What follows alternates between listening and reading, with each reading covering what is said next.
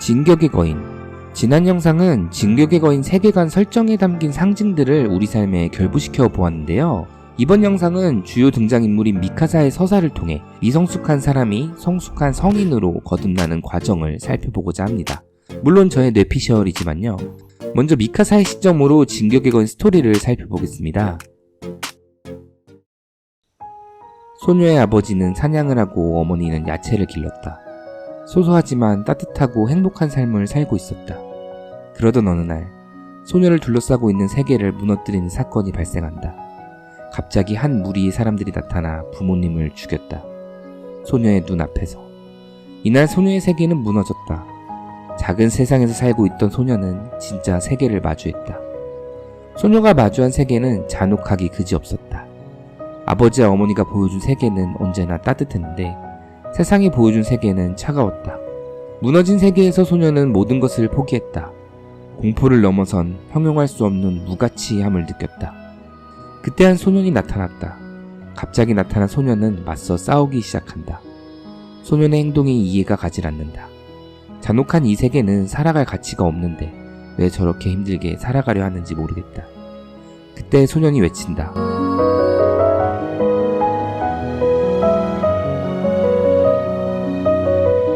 그렇게 소년에게 구원받았다. 차가움을 느낀 소녀에게 따뜻한 머플러를 둘러준다. 이때 소녀의 세상은 다시 따뜻해졌다. 소녀의 세계가 다시 구성된다. 잔혹하다. 그러나 아름답다.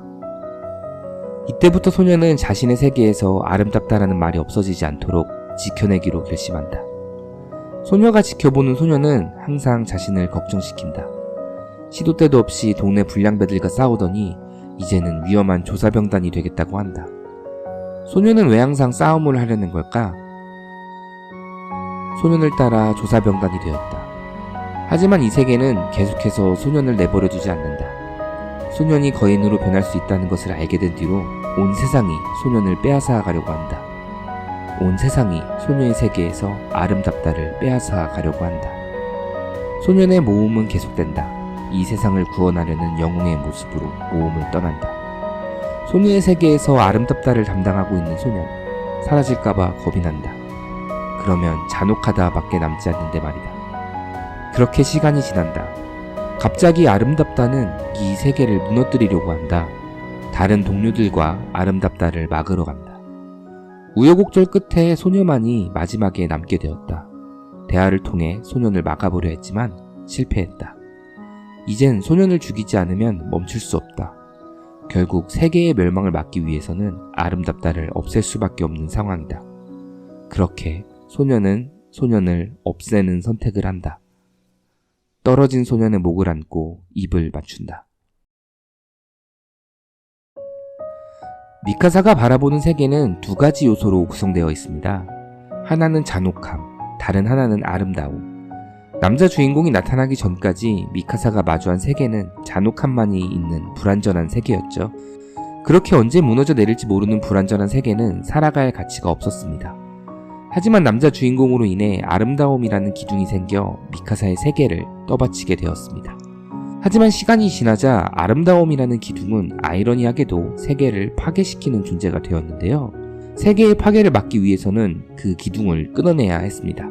없으면 안 될 것 같았던 아름다움이라는 기둥을 없애자 세계는 기둥에서 내려와 그저 세계로 존재하게 됩니다. 그저 존재하게 된 세계 안에서 미카사는 결혼도 하고 아이도 낳고 잘 살아가게 되죠. 저는 위와 같이 미카사의 서사를 이 세상을 바라보는 방식을 깨닫는 과정이라고 해석했습니다. 우리는 각자 살아가고 있는 본인의 세상을 성장 과정에서의 경험을 통해 바라봅니다. 그 과정에서 이 세상은 어떠어떠하다라는 기둥을 세워 자신의 세계를 떠받치게 하죠.